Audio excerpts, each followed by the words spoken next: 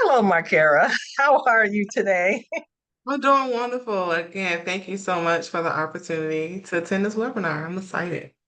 Thank you for being here. And so I always give a little history when I start webinars with how you and I were connected because I so believe in the power of connection. So you and I were at a tea party for a local business owner, had no idea who the other person was. And so we're just having casual conversation, introducing ourselves. And you say to me, oh, I work in, investment services or in the financial services sector. And you started mentioning some of the major players in downtown, development.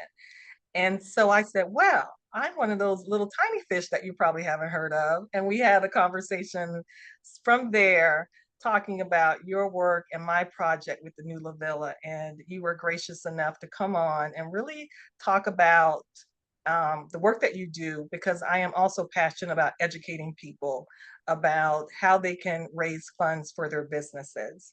So today I'll go ahead and pull up the slide. Today we're going to just have a quick discussion, 1 hour discussion about the new LaVilla crowdfunding project and, my journey so far in this new space. For me, it's definitely something that has been growing in recent years, this crowdfunding for business startups. And then there's segments, of course, with real estate investment, crowdfunding for real estate projects. And so this project is a commercial real estate project. But we're going to introduce ourselves and then talk about the new LaVilla, the who, the what, the where, and the why behind this project, how it fell into my head, and then moving into getting this proposal together and working with Vester to launch the campaign. Who are the team members involved in the project?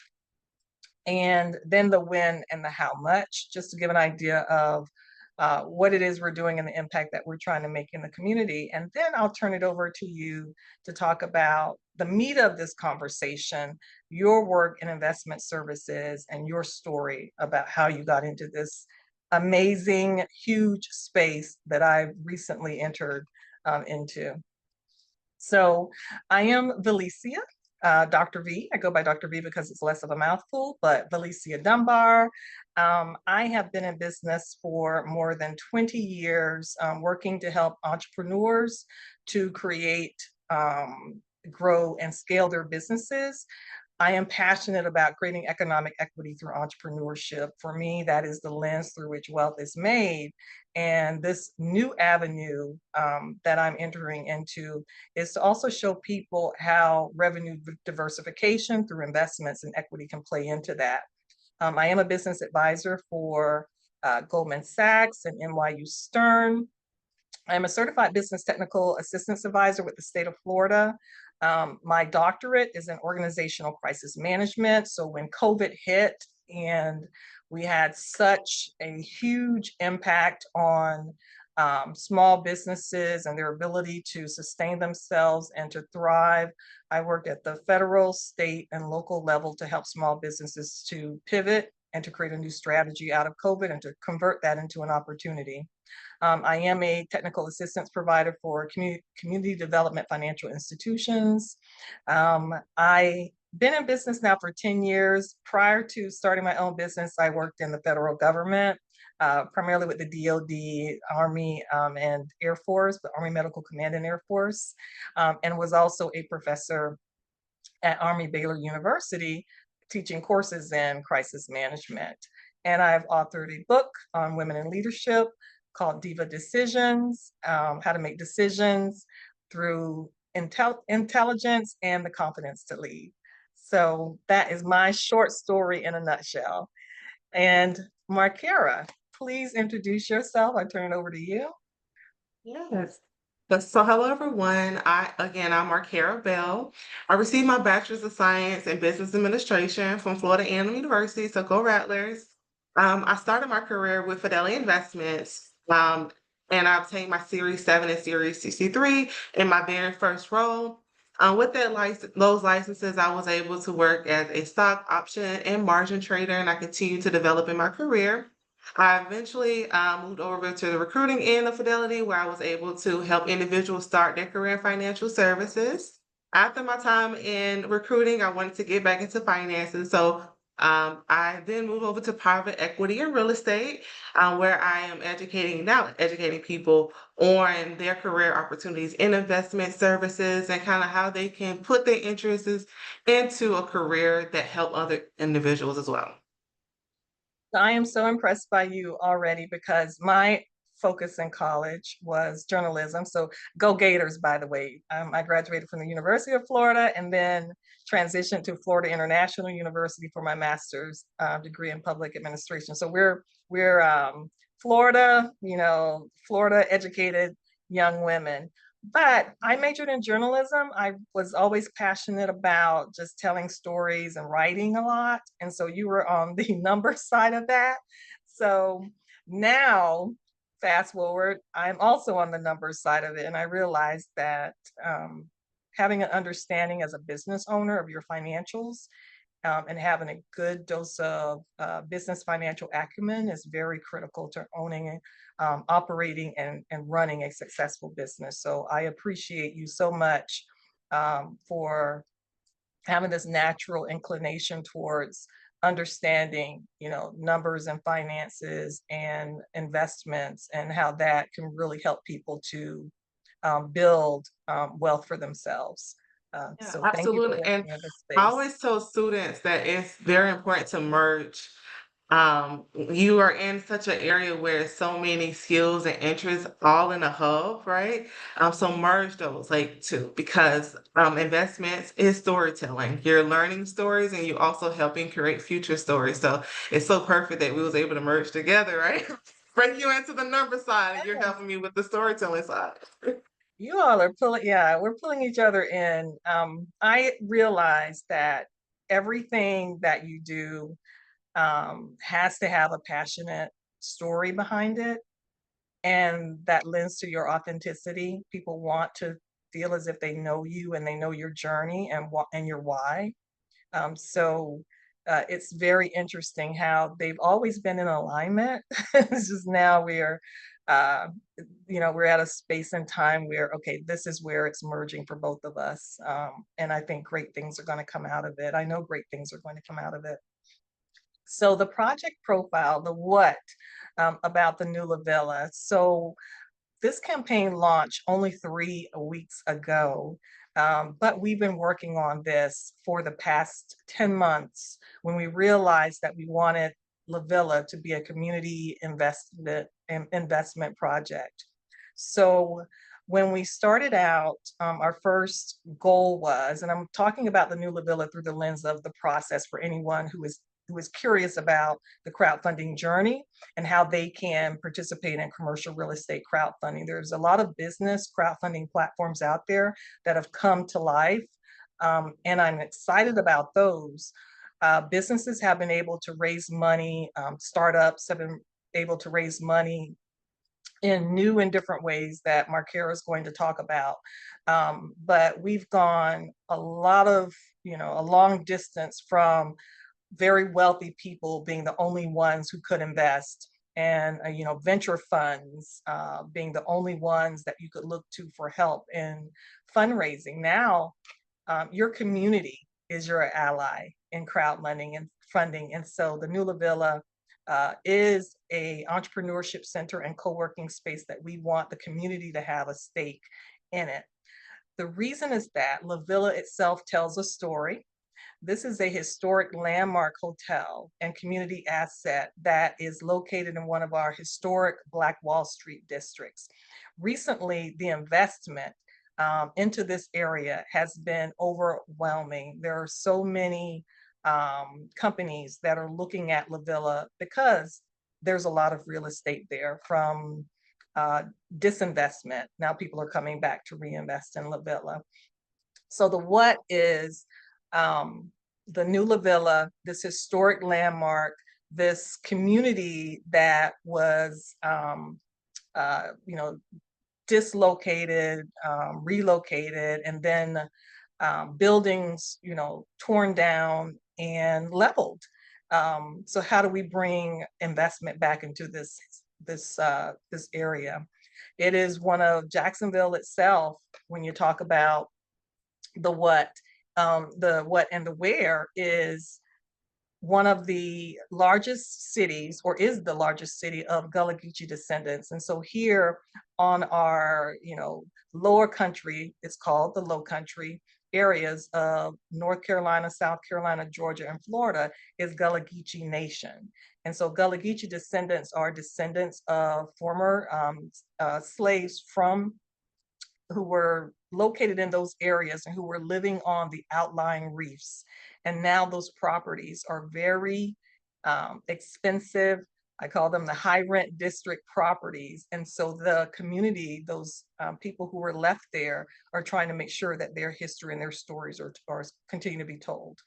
Jacksonville intersects I-95 and I-10, so we are ideally located through between two major interstates, and we're a coastal city. When you talk about how does that now impact LaVilla, LaVilla was the first city incorporated in Jacksonville, and it was founded in 1866. And the story is that it was founded by Black Union soldiers who were left in the city after the Civil War ended, who stayed to set up this community for themselves and to start a family here. And as it grew, started to thrive, it became a central area of art, entertainment, music, and it became known as the Harlem of the South. Now, this building, again, talking about the why and the where, was the Will Hotel. And the significance of it being the Will Hotel was that during segregation, there was the Green Book, where only African-American tourists and travelers could stay, and the Will Hotel was on that hotel route. So just a very rich, exciting history that is important to show when you're talking about why people should become a part of this campaign. And so these are some of the other projects that are happening, again, supporting the why and the where. University of Florida, go Gators, is bringing a huge project to LaVilla. So we are so excited about being here as well. Now, when we talk about why, we also want to talk about the why now. So the why now has to do with the economic drivers that are moving people and pushing people into LaVilla and Jacksonville combined.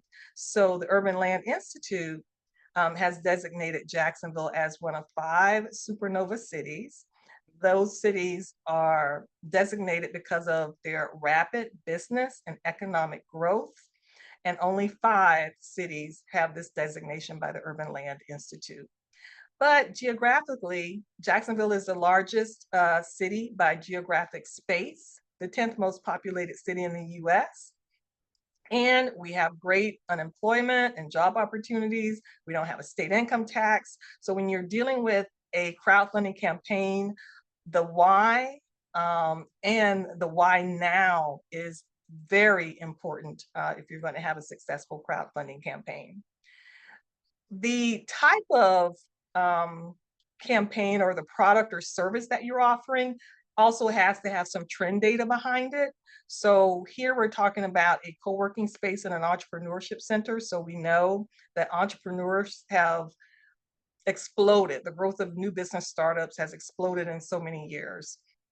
And we know that Jacksonville is one of the top cities for new entrepreneurs to relocate. And so when it comes to co-working spaces, the demand and the trends in co-working and shared spaces is only going up, and has been going up for some time. Statista is the data source that we pull for this. So you also have to make sure that you can show where this data comes from, and that it's coming from valid government or private sources.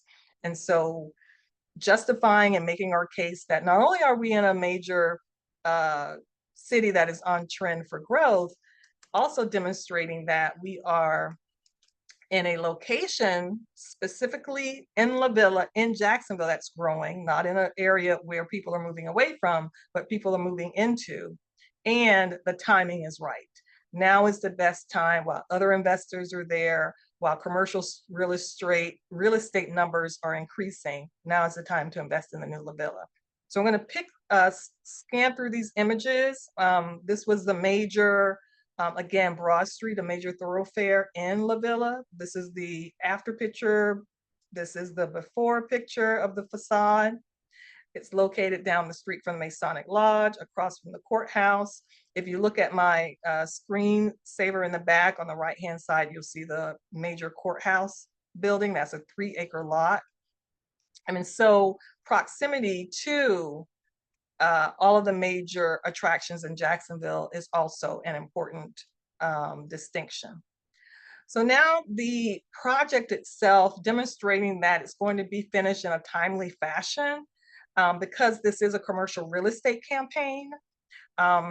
Investors may have a longer, they call it the hold period, before they can start to realize a return. So having some clear project timelines, because construction can be delayed, sometimes become early, but showing and demonstrating that you have a clear path to getting the project done is significant as well. So the when timeline is important to show. Now let's get into the team. These pictures here are the work of the team. So commercial real estate crowdfunding, again, is a little different from the regular business crowdfunding. You're looking at operational costs to expand and grow and scale. For this project, it's about acquisition of a building, which has already been completed. Now we're into build out. So we're working with architects, we're working with contractors, we're working with city code, fire codes, compliance. Because the first thing that we did was make it a historic landmark, we're also working with the history department to make sure that any drawings that we submit are pre-approved, and we have to be very careful about that. So here you see the red is where we had the fire department give us feedback on our original drawings, and so we're making amends to those drawings as we speak. The other part of the team is the accountant and the legal team. So when you're coming up with your business model, all of your business founding documents, articles of incorporation, all of your everything has to be reviewed by an accountant, and everything has to be reviewed by an attorney. The attorney on the Regulation CF application side and legal side, the attorney on the auditing side, to make sure that your financials are in order, and this is a legitimate project. The raise amount and how we come up with the numbers is also something that the attorney has a look at to make sure that it makes sense against the financials. The investor incentives, we come up with those, and we want to make sure that once we start to roll out this campaign, we explain to potential investors all the potential benefits. And so when you're looking at investor incentives, we are in an empowerment zone, for example. So that's, may have implications for certain investors. Everything has the caveat of, because this is considered Regulation CF crowdfunding, and this is a security, that nothing is guaranteed, that everything is really an illustration of the potential, but you can lose your money just as evenly as benefiting from this project. So we have to be careful that we use the proper language in everything that we touch and everything that we say, and ensuring people that there is risk involved in any investment activity. And so these are all the costs that are associated with the project, and the attorney reviews those costs as well. Once we get the full application together, then we submit that to the Securities and Exchange Commission, submit the application. And once that is submitted, we are free to launch, which happened on June the 23rd. Now we work with our intermediary, the next piece, which is Vestor.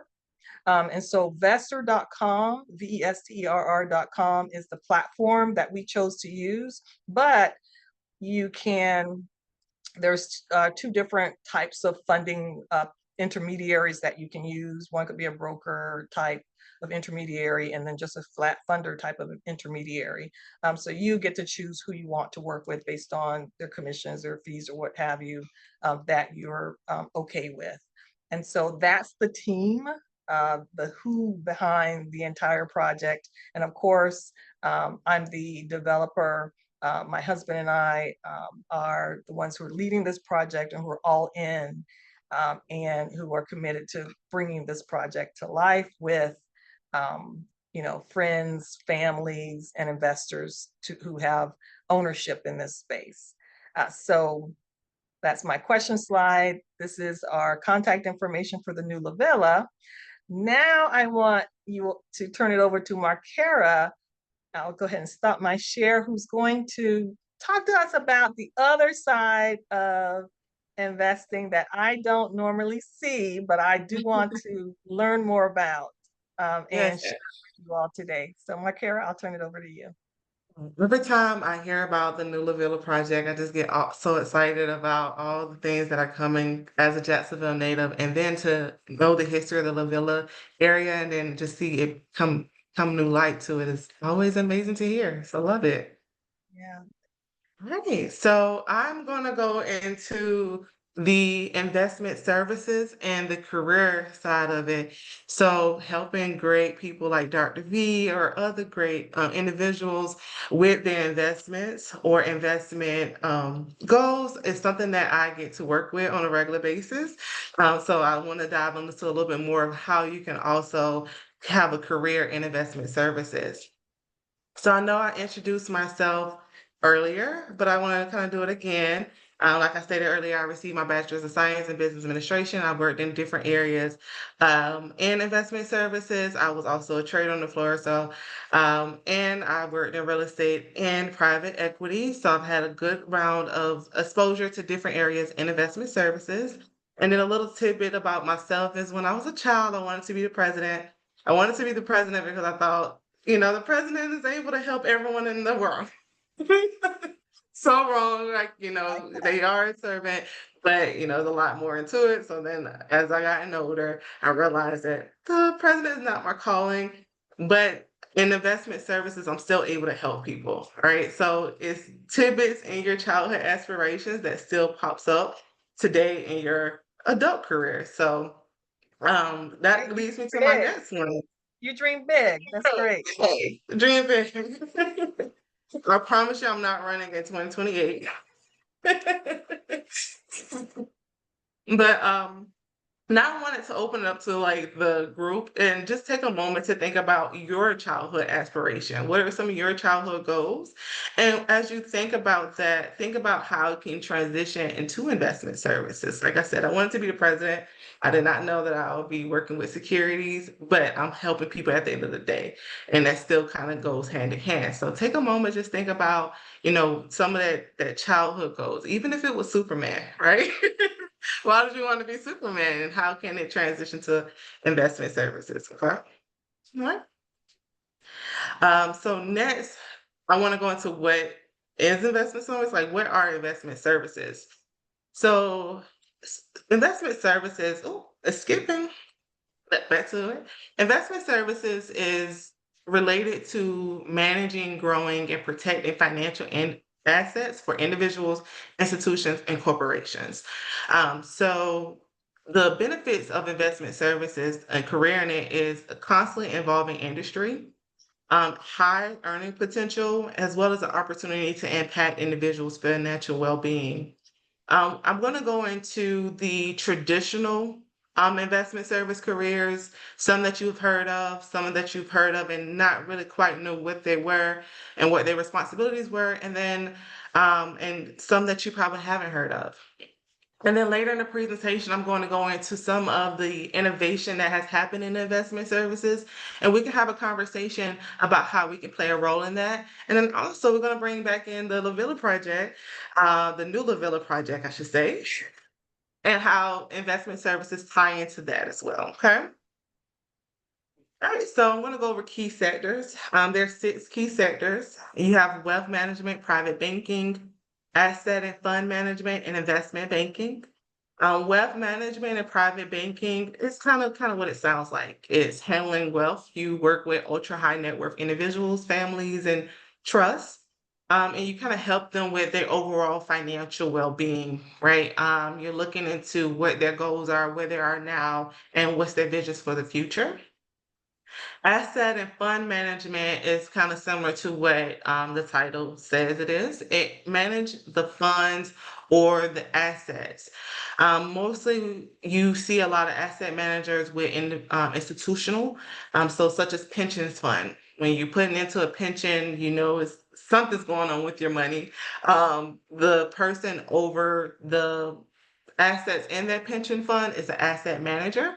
And then for like retail investors, so that's everyday investors, such as you and I, you may invest in a mutual fund or something called an ETF, an exchange traded fund, where you're putting your money into something and it's diverse into different investments. Then fund itself is managed by a fund manager and fund management. And then one of the most popular things I hear is investment banking. That is not as straightforward as the other 2 sectors. When I was growing up, I thought investment banking was a banker that handles investment. You would think so with the name, but that's not quite it. Investment bankers, they are mostly on the advising side of transactions. They work with big mergers and acquisitions, as well as IPOs, which stands for initial public offerings. And they are the ones that are putting everything together and advising both parties. So when you hear big acquisitions and mergers of 2 companies, it's investment bankers are kind of that middle person, because you want it to be beneficial for both parties. A lot of times when people hear acquisitions, they think, oh, it's a rescue acquisition, but that's not always the case. The company being acquired can also benefit from the acquisition, and investment bankers are there to assist them with that. So they play a big part of advising. And I'll go more into the different roles within investment banking later on in the presentation. Some other key sectors in investment services is sales and training, trading, research and analysts, and risk management and compliance. So sales and trading, I know when I thought of a trader, I thought it was only Wall Street. I would have to move to New York and go to Wall Street to be a trader. I've been a trader and I have not traded on the Wall Street floor. That is one aspect of a trader, but you also it's basically when you're buying and selling securities, that was make you a trader, right? And also sales. When we talk about institutions such as endowments and pensions, they have a lot of funds to where they can invest, and a lot of sales representatives for different securities and companies. They work with those big corporations to buy big amounts of whatever security they represent, or a company or a security that they're representing.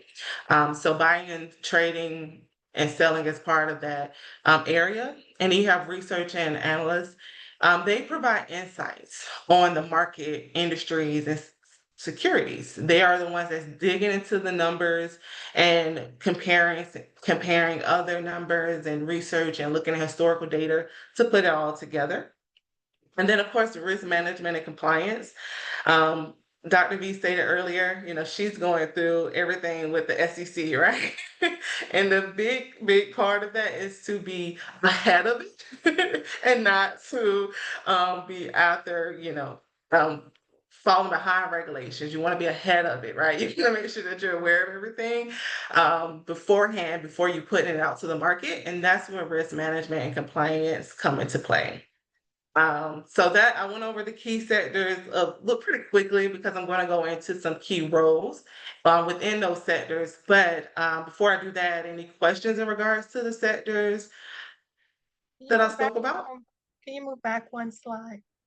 Yes, of course. Yeah. So if community foundations, so I used to work with community foundations a lot. Where would community foundations fit within this? Is it mostly because they manage funds for people who've passed away, like family funds? So, Yep. so would it be asset management? Not. No, so that's a great question. So that would fall in actually wealth management and private banking, right? Because it's most likely you probably deal with family foundations, probably family trusts, when it was trustees. That is still wealth management. And I'm happy that you asked that question is because a lot of financial tools are out there, even for after you pass, such as trust, such as family foundations, and wealth management and private banking taking consideration of all of that, right? Um, so that's where it would fall into play is that wealth management and kind of making sure that your wealth is preserved. That conversation is started well before, kind of in the beginning of how you want your wealth to be protected, how you want it to carry on, and how you want it to even be dispersed if you choose so. Okay. Thank you for that. Any other questions? And I'll monitor the chat as well. Thank you. All right. Thank you. Great. So, like I stated earlier, I'm going to go into career positions that's available. We talked a little bit about traders executing buy and sell orders. They're also known as market makers because they are kind of regulators. That's where risk management come in. They're making sure that everything that goes onto the market is following kind of regulations when it comes into trading. So they make sure that if a large order come in, that they have the securities to back it. So that's why they get the term market maker from. And also they take in orders from family foundations, regular retail investors. They are able to execute the buy and sales and kind of keep um, my apologies, they keep everything in order when it comes into executing trades. Something like that, Dr. V talked about it, is vesting, right? If you're given the opportunity to invest into it, you're going to have that middle person, that broker, to execute that trade, right? To kind of keep it held it and make sure that you're in record of that investment that you made. And operations and middleman kind of work hand in hand. um, the operations and middle office is also known ensures regulatory adherence, right? They are making sure that you're following the rules of the industry, right? Just a story, my personal story is like I stated, I started my career as a equity trader, that's stocks and bonds. And I was completing a trade, and at the time it was a fractional trade. And probably an hour after I completed that trade, I received an alert. And that was never a good thing, right? To receive an alert after you, because I placed many trades within that hour. I didn't know what was going on.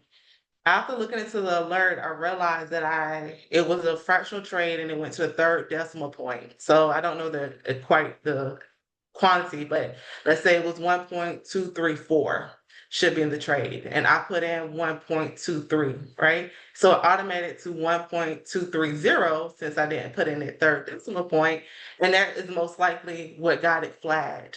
The middle office caught that.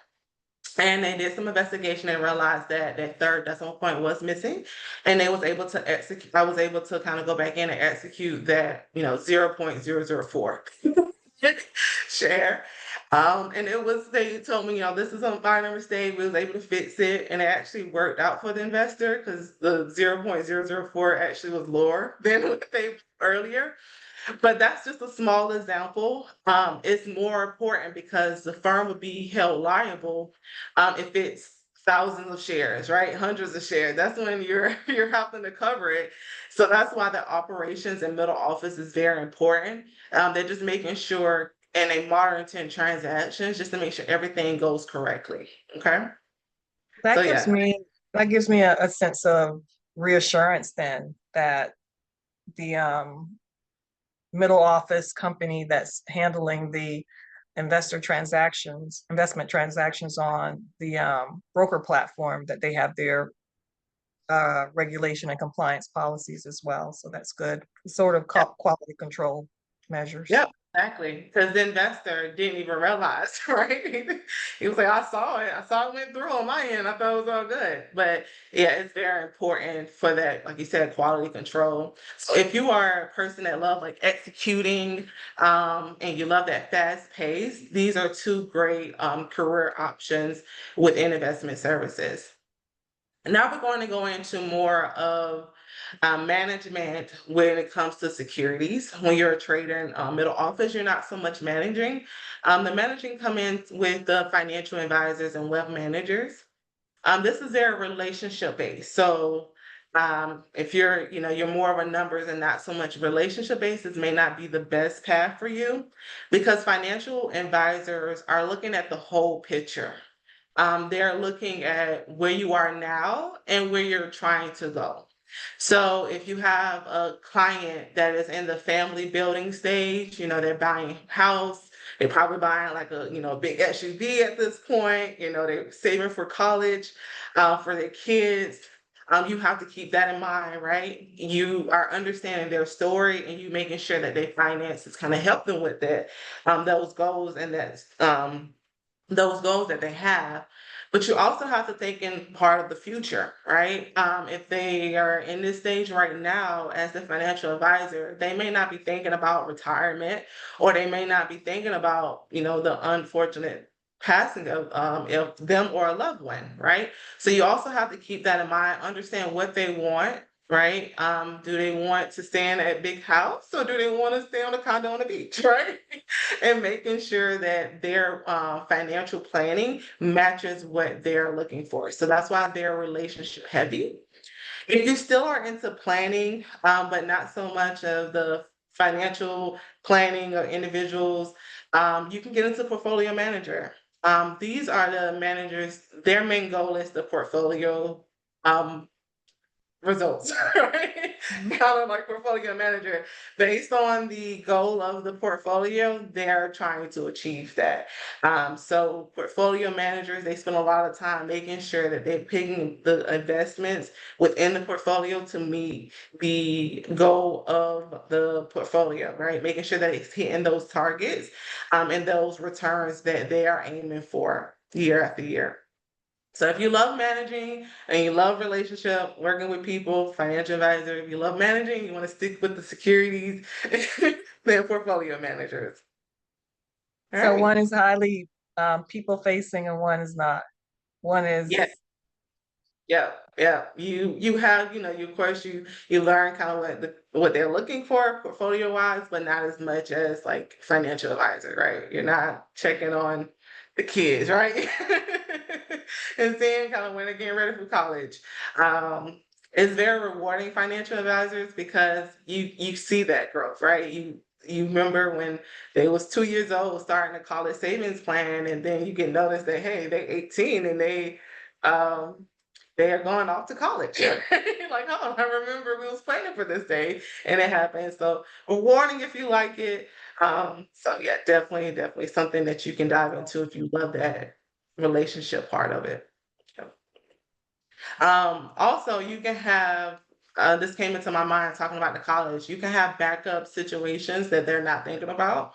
I remember working with one client, the student actually got a scholarship for music. Um, and it was like, well, we've been saving for it. We happy they got a scholarship for it. What now? And as a financial advisor, you can help them with those backup situations. You can find other educational expenses that is not covered by the scholarship, or you can talk about, different transfer options for them. So it's a lot of problem solving and putting pieces together. All right. So also, I want to get into investment banking. I know that's very popular. We see TV shows about it. We hear about it, but not so much information around it. So investment bankers fall into two categories. You got the analyst and you got the associate. Investment banking is a long hour sewing into the job, right? You're working very long hours because, like I stated earlier, investment bankers are kind of that middle part of getting everything, and ready to go public or for mergers and acquisitions. And in order to do that is a lot of financial modeling, is a lot of data. You're going to be living in Excel sheets. You're going to be doing a lot of predictions and everything to get ready for whatever project that you're working on. And the analyst is the beginning role for that. And that's why it's a lot of hours. After that analyst position, then you move up to an associate. The associates can do anything that an analyst can do. So that's why it's the next part. But once you go into that associate role, you're more double checking the analyst work and you're speaking with those companies or the government officials and you're executing the deal. Right. So if it is a merger and acquisition, you're in there going over the evaluation, you're pitching it, you're making sure that both parties are happy with the evaluations. You're going over the financial modeling to kind of back up your valuation. And if you're going to IPO, you're basically going with the SEC and saying, this is why we have this evaluation. These are the numbers and financial modeling that we have come up with. This is where we've received it from. And you're kind of backing that valuation for, that IPO. All right. And then also you have regular research analysts. So it's also analyst positions outside of investment banking. And research analysts are just doing more in-depth company analysis. They're writing the reports. When you see the reports that companies are required to release, a research analyst is mostly behind that, right? They're taking any type of accounting bookings, that history that they have. They are taking any industry information that they have and they're putting together. You hear previous quarters, earning reports. Research analysts are the ones that's creating the information. So both of these positions, investment banker or research analyst, is very analytical roles in the name of it. And you have to make sure that you're research heavy as well as you love going through data. Gosh, my nerd radar is going up. I would love to do that. The research piece. Yeah. Yes. It's long hours and you have to have what you said, your nerd radar. You have to Yeah. have that nerve radar to kind of keep pushing. You have to be excited about the data. I look into like evaluations often and see like, look at that evaluation. Yes. Awesome. The last two possible careers within the typical investment banking that I'm going to go into is data scientist and compliance officer. Kind of quantitative scientist is also kind of goes with quant scientist. The difference between an analyst and a quantitative science data scientist is they're looking more into large data sets. When it's kind of like an economic standpoint, when you're hearing people talk about GDP, CPI, when you hear those reporting and how impacts and how it can, the algorithm trading of these events, and they going through a lot of historical data to come up with these data points and this information. And then they're also developing those models based off of those large data sets. And then compliance officer is similar to that middle office position that I spoke about earlier, but they're kind of over that firm as a whole. The middle off the operation and middle manager position is the one kind of executing it. Those compliance regulatory adherences, while the compliance officers are really kind of over the whole entire firm and making sure that they're set into place. All right. So I know that was a lot of information, and I love a good brain break for some questions. Any questions about possible careers? You have any, some of those childhood aspirations that you enjoy doing? You have any questions on how they can fall into possible careers within investment services? So my question is, which Yeah, I'm licenses? Oh, I'm Oh, sorry. Go ahead. Dr. V, do you want to go first? No, you can go. Go ahead. Okay. Hi, Naima. Yeah, hi, Marcera. We spoke, I believe last week over the phone. You were kind enough to have a call with me. I really enjoy this presentation because I feel like oftentimes people who want to come into finance don't necessarily know how many career sectors they are within financial services, especially I'll talk about myself. I personally didn't know how all of these sectors work within each other. My question to you is, so obviously I know the definition of all of the financial careers that you explain, but how would like an equity research analyst or associate um sort of work with an investment bank? Like how would that merge together to advise a public or private company? Great Yes, question. yeah, you diving into investment banker, kind of how the analysts and associates work together, is that correct? Yes. Yes, great question. So once the associate has a deal that they're working on, um, they'll hand off the information to an analyst, right? And they're the one that's going into the numbers, right? And they are creating something called financial modeling, right? And remember earlier I said associates mostly can do all that an analyst can do, and that's very important because once analysts create those financial models, the associate has to make sure that they are able to communicate that with the two companies that they're working with, right? And make sure that they're able to back the numbers and the research that they've done. So the equity analyst is making sure that they're breaking down the information so that they can be communicated to each party. And the associate is mostly the person that's going to talk to both of those parties and break it down to them. Did that answer your question by chance? It did, but how would an equity research analyst or associate sort of work with an investment banker when it comes to advising? You mean like what part they play in the deal? Like when it, Yes. oh, Yes. okay. So once some of the time, some companies come to them, to the investment banker, to say like, okay, we have this merger going on. But most of the time, investment bankers are very competitive and they are going to companies to present the idea of acquiring or going public, right?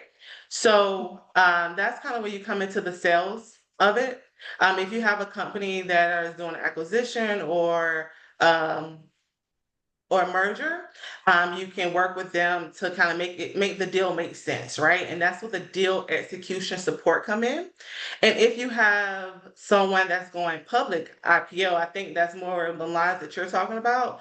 The equity researcher will understand the requirements to go public because every company cannot go public. It's a lot of requirements that you must meet in order to go public. And the equity researcher will see where the company is and make sure that it meets those standards to go public.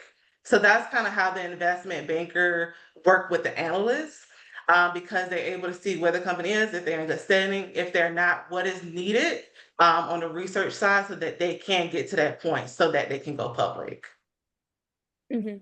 Yeah, that answers my question because I was just a little confused because analysts and investment bankers are doing a lot of predictions and valuation predictions. So I was just confused how their data was different. I feel like an equity research analyst may have more of a industry knowledge than perhaps an investment banker for a specific company, but I do understand what you're saying. Thank you for answering the question. Yeah. Yeah, And so that you're was, kind of that you don't want the um like investment bankers may not know the nitty gritty of the industry as much as like an equity analyst. And that's kind of why both roles need to work together, right?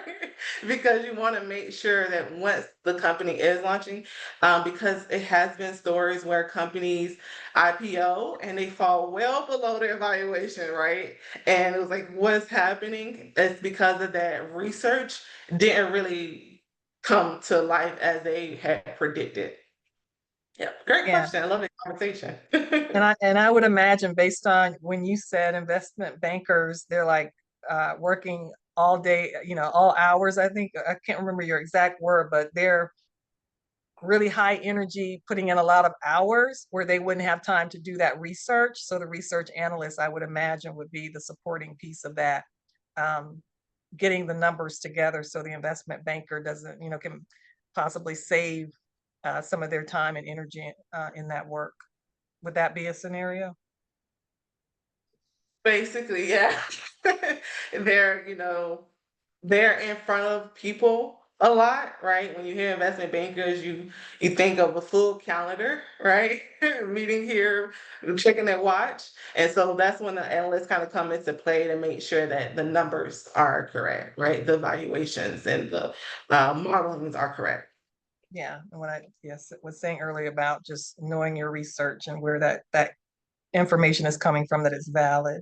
You used the word equity researcher. That's the same. You use that in layman's terms, equity researcher, but you mean research analyst, same thing? So, equity researchers are kind of like when you hear equity in terms of investment careers, think of stock and security analysts. Okay. Research analysts are not just tied down to equity. It can be a bond or other type of investment analysts as well. But when you say Understood. equity analyst, you're thinking of like securities.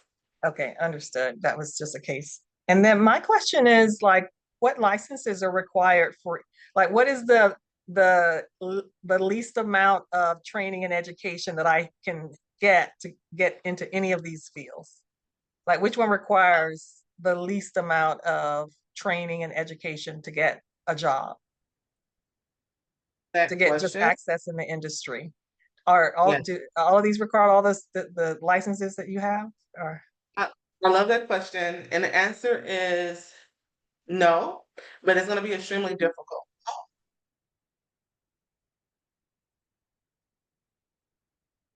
her battery was low. I was Yeah, hoping I think she so. caught it. Good to see you, Dr. V. To see you as well. I'm Mhm. glad you had a chance to jump on with her, Yeah. and I'm recording, so I'll put this in the group for the students to view as well. But I thought it was so important, since so many questions are coming up about day trading and all of this, and just think it's good to hear from an expert, someone who's working in the field. Yeah, I feel like now sometimes Gen Z thinks they're like stock masters almost, where they know all the information, but there's a lot of hedge funds and portfolio managers and analysts making a lot of money for a specific reason, I'm pretty sure. Absolutely, absolutely. Yeah. We'll give her a minute or so.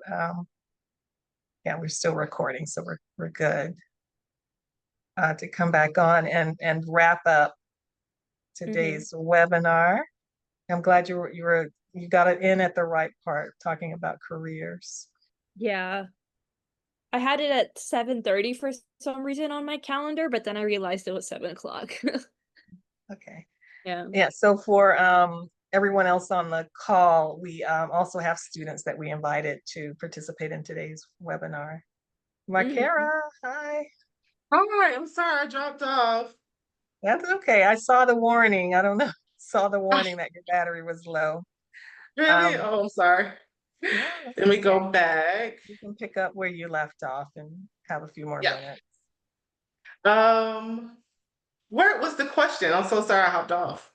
Yeah, what is the point of entry that requires the least amount of education and training? So for example, if I wanted to at least educate myself a bit more, which one would be the easiest point of access? Okay, yes, I now remember. So you asked, do every position requires licenses and Yes, um, exactly. so I love that question, and the answer is no. Honest, you really only need a high school diploma to enter into this industry, but it's going to be very hard to get into these typical positions that I discussed today, but not impossible. If you're coming in with a high school diploma and you're really interested in getting into investment services, you can start off in an investment branch, right? So working with oop, let me go back to financial advisors. Financial advisors, like I said, are very relationship heavy. So they have a big book that they handle, right? And they need a support with that. So you may not be able to have those planning conversations with individuals, but you can start as so simple as helping them um make sure that the client's booking appointments for their follow-ups, right? If they're following up every 6 months, you can assist them with that, right? You don't have to have a certification to assist with that. And you can also count on that financial advisor to help you with those planning conversations, right? It's not as straightforward as what do you want to do in 50 years, right? People don't know. You have to ask like planning questions, and being able to be in a supporting role like that will give you some of that insight, so that you can work up to those certifications and the education required for those roles. Okay, great. So pretty much just start with, financial advising or working within an office where you can just immerse yourself in that environment and get to understand the culture, the language, the communication, and start to work on just gaining business acumen in that.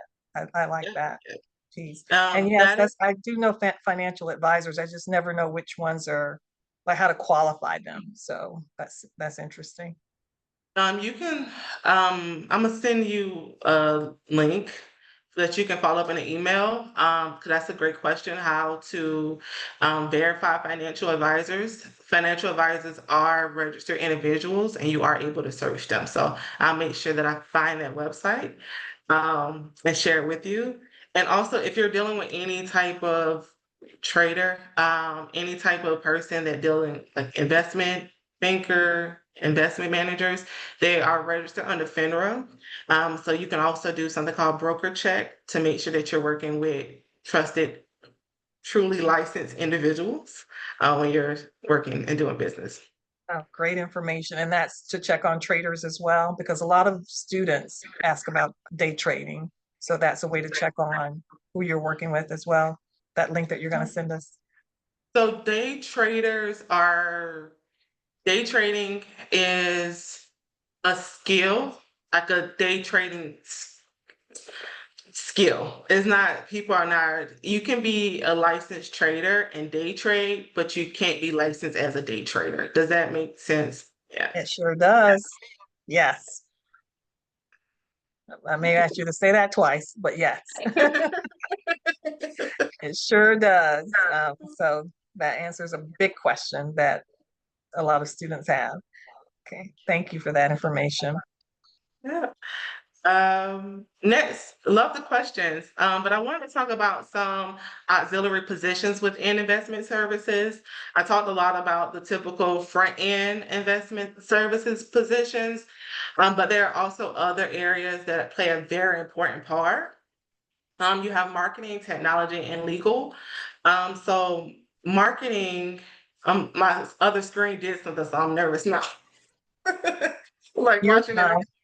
And we are at 8:01, but we're, for anyone who needs to drop off, please do. But we're going to finish the presentation because Marcera died, her computer died for just a brief minute, and then we'll wrap it up. So please give us a little bit of grace. Go ahead, Marcera. So my apologies again, and I'm gonna go over it kind of quickly. Marketing, it is a lot of rules and regulations, but investment firms and companies can get their messaging out there marketing wise. You just want to make sure that you are understanding of the rules and regulations within the industry, and then you're still able to put out great content, right? So if you have that creative marketing mindset and you want to get into investment services, just not as much as an investment banker, right, or analyst. Like you don't want to dive that deep into the numbers and data set. You can still get into it via marketing. Next is financial technology. Financial technology is the backbone of any financial firm and company, because it enhances both the client and employees experience, right? So when people are doing those data analysis and financial modelings, and when clients are checking in on their portfolios and what's going on with their finances based off after the conversation you may have had with them, making it easy for them to check on those things with the technology and understand it, making it easy for them to pull a report and review it themselves is very important. As well as you can go into cybersecurity and data storage. I don't think I have to dive into cybersecurity. We all know how important that is, especially when our hard-earned money is on the line. So definitely a big space with the technology. And then you have legal counsel. You want to understand the laws and regulations. We talked about compliance a lot. You know, we had the middle office as well as the compliance officer. Legal counsel is also, these are still very legal terms. So it may need to be broken down with legal counsel, right? To fully understand. I'm pretty sure you can talk about it, Dr. V. It's a lot of legal terms that you may need legal counsel to make sure that you're actually adhering to it. It's no good to have compliance officers and middle office making and following policies if it doesn't really protect you. So that's why the legal counsel is still very important. All right, I know I'm close on time, so we can stop and ask questions later after the slide. Yeah, thank you. Oh, yeah. Next, I want to talk about unique opportunities, and this is really where the new LaVilla project really shines. It talks about investment services. Opportunities such as the new LaVilla project does fall under what is called alternative investments. Alternative investments is anything that's not, stocks, cash, and bonds, honestly. And alternative investments is not new. I think Dr. V stated earlier, it was really just shut off to very high net worth individuals to participate in alternative investments.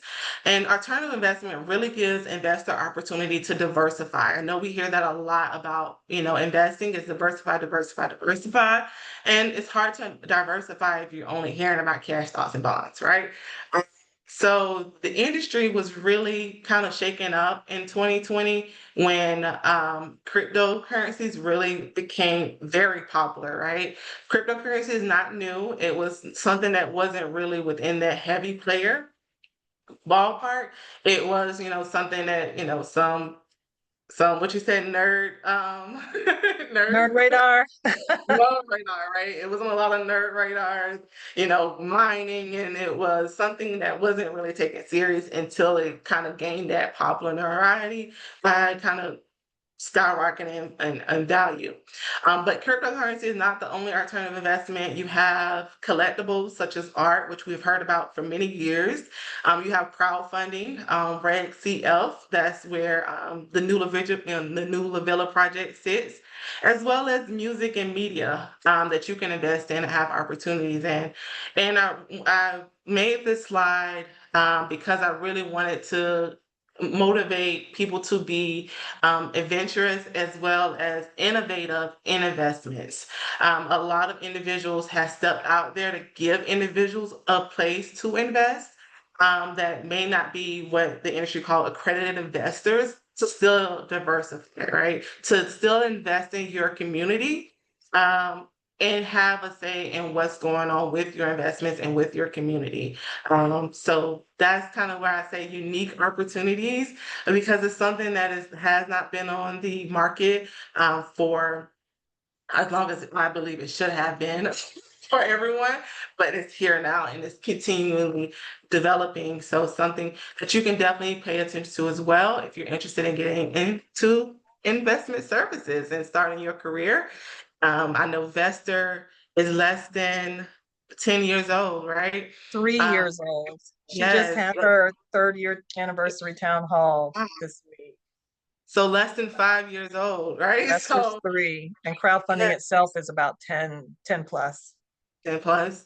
So it's definitely opportunities to dive in there and make sure that if the impact that you're looking to make in investment services, if it's falling outside of the typical stuff that I spent the time talking about, it's still a space for you to develop a career within investment services. I want to make sure that I share my information. If you're on the phone and have a QR code that's coming up, so you can screenshot the screen, but that's my nonprofit website, United Era. And that's my email, my LinkedIn, as well as my YouTube channel, where I'm going to talk a little bit more about career and how you can make sure that you're able to open up those doors for your career and opportunities that you did not think was available to you. If you are able to scan the QR code, you can scan it right here, and that should pull up my information. You should be able to click on YouTube and subscribe automatically. And your mission with United Era is what, Marcera? Yeah, so my mission for United Era is to unite diverse populations and communities to work together as one. And a part of that mission is also career development. Is to unite different communities that felt left out in different opportunities with their career to kind of work together and come as one to both benefit for the diverse opportunities that are in the workforce.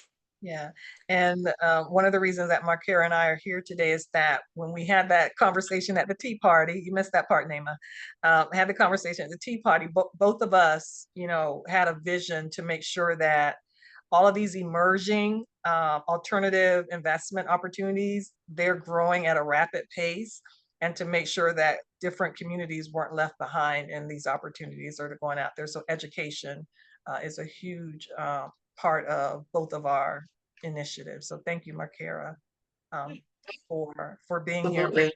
for us. If there are additional questions, anything else, Marcera, that you wanted to mention? No, just let me know if you have the QR code should be working, and I went back to this other screen if you needed it. The Okay, code is wonderful. working. Perfect. Wonderful. Well, thank you so much, Marcera, for your time. We really appreciate it. This was very informative for me. I feel as if I learned a lot. I have more clarity around investment services because there's so many different people saying so many different things, and they have so many different titles that this, you know, put it in clear buckets for us to understand and to be able to identify where we should be leaning and what areas we should be working in where our interests align. So thank you so much for your time, and I really appreciate everyone on the call. We'll post this to the new LaVilla YouTube channel, and I'll also post it in our career chat as well. So thank you all. Have a wonderful evening. We will wrap it up. And I will see you Thank all you next so much. week. We have another webinar, so one every week. And this one will be on the future of CRE crowdfunding, but we'll talk about a project to build community, small, tiny homes. Sorry, that word escaped me. To build tiny homes in Houston. So look forward to seeing you all then. Have a great Good. day. You as well. Bye-bye. Thank you. Bye-bye.